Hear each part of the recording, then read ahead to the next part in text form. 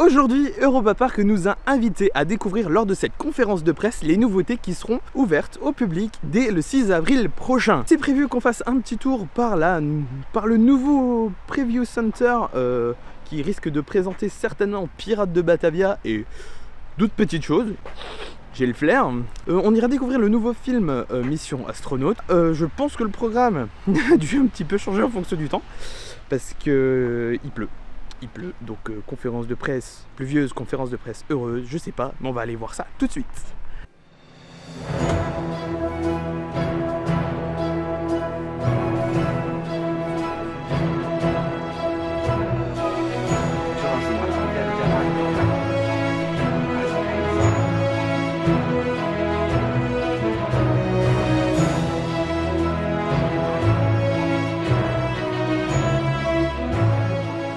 La première chose que Europa Park nous invite à découvrir, c'est la salle du coffre au trésor. Deux parties donc consacrées à des nouveautés de 2020.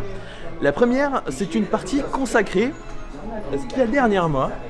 Ce qu'il y a là, ici, là. C'est à Pirates de Batavia qui ouvrira donc en 2020. Donc il y a une maquette de l'attraction qui est juste magnifique et on a un avant-goût d'un animatronics. Il sera présent dans l'attraction et on peut dire qu'il est plutôt bien réussi.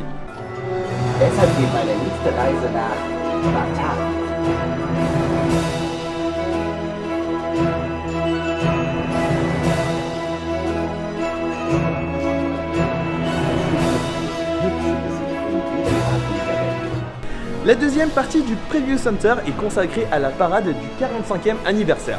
En 2020, le parc fêtera ses 45 bougies et pour l'occasion, la parade qui a été créée pour les 40 ans sera restylisée et deviendra, attendez que je lise, la Heads Adventure Parade. Donc ça mettra en avant les aventures de l'Adventure Club of Europe autour d'une parade et du coup, rendez-vous en 2020 pour découvrir ces nouveautés.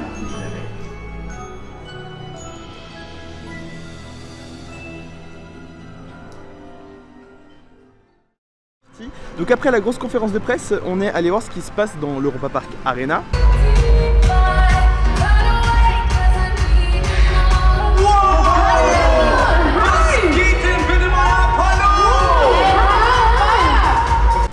Où en fait il y a les Kids Choice Awards de Nickelodeon, je crois de Suisse, Allemagne et Autriche, quelque chose comme ça, en fait qui sera retransmis en direct du parc, je crois ce samedi ou ce vendredi.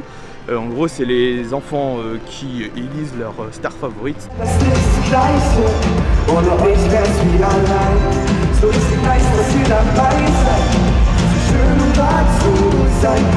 Et ensuite, donc après avoir vu l'Europa Park Arena, on a traversé le parc pour aller découvrir donc le nouveau film Mission Astronaute dans le Tromsø Dome.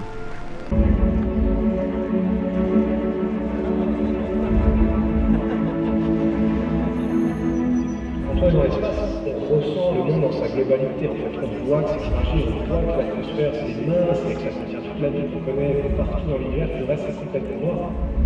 Ce film donc met en avant en fait la vie des astronautes à bord de la station spatiale internationale avec des témoignages de Thomas Pesquet et de deux autres astronautes allemands, il me semble, j'ai Alexandre Gerst. On se rapprochait de la station spatiale, donc c'est 28 km/h à peu près sur trajectoire. Ensuite, quand on fait notre manœuvre d'approche, tu vois, parfois on va un peu plus vite, on fait un peu plus lentement. Il faut voir que ça a l'air très statique quand c'est vu des caméras de la station spatiale, mais c'est deux vaisseaux qui vont à 28 km/h. Donc il ne faut pas suivre quand même, parce que c'est vite. Alors ça offre de très belles images de l'espace, hein. Je trouve que le Tromsø Dome est vachement mis...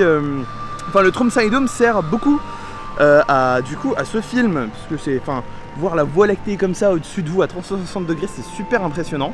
Il y a des beaux plans aussi, il y a des belles images de l'espace. Et aussi, surtout, il y a les témoignages des astronautes. Et moi j'ai trouvé ça super parce que c'est une liberté incroyable, tu vois, de voler en 3 dimensions, c'est génial. C'est comme avoir des super pouvoirs d'aller dans la station spatiale, mais vraiment, hein, c'est comme ça. C'est cool, c'est sympa à aller voir quand même, tout de même, une fois. Vu qu'on a eu le droit de faire un tour de Cancan Coaster en avance, et j'ai pu voir les nouveaux décors.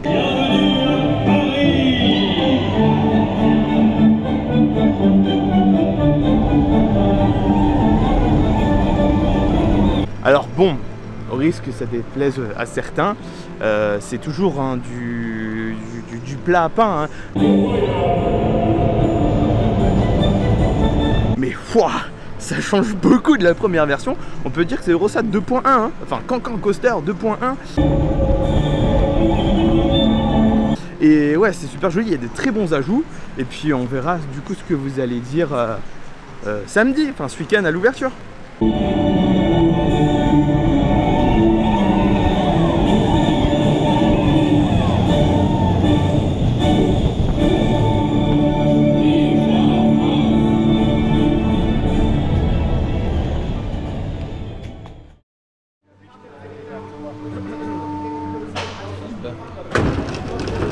Du coup c'était cool d'avoir pu découvrir les nouveautés comme ça, avec quelques explications supplémentaires, plein d'informations. Qu'est-ce qu'on peut dire? Qu'il pleut beaucoup, il pleut. Il pleut beaucoup. Ben, le Preview Center avec les nouveautés pour 2020, c'est très intéressant. Surtout Pirates, j'ai pas encore eu le temps de m'attarder sur tout ce qui est écrit sur le mur de Pirates, mais je pense qu'il y a beaucoup de choses à apprendre. On se penchera dessus samedi, je pense. Samedi, oui, samedi il y a le parc qui ouvre, donc on sera là. Je pense qu'on est qu'au début de savoir ce qu'il y a pour Pirates. Ensuite, mission astronaute, c'est sympa. Il y a de très beaux plans sur l'espace. Comme dit, au niveau nouveauté, ce début de saison est assez faible quand même, hein, on va pas se le cacher. Tout devrait ouvrir au mois de mai avec l'hôtel Cronassar qui arrivera au mois de mai. Ensuite, il y aura le quartier scandinave. On va apprendre beaucoup de choses, certainement sur Snorri qui va ouvrir, qui sera sous le quartier scandinave. On a déjà appris quelque chose, que ce ne sera pas du trackless.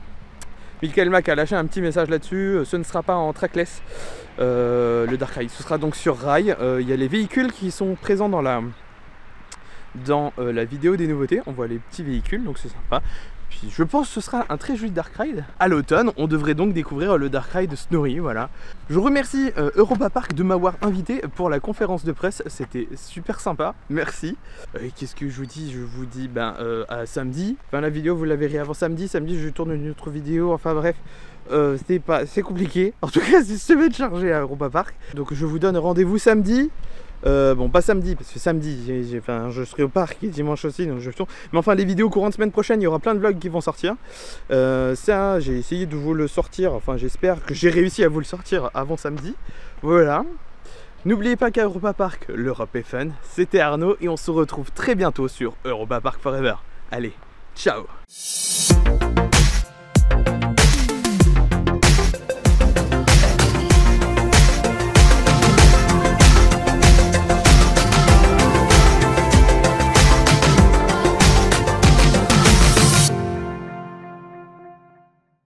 Il y a le Bullfire qui tourne.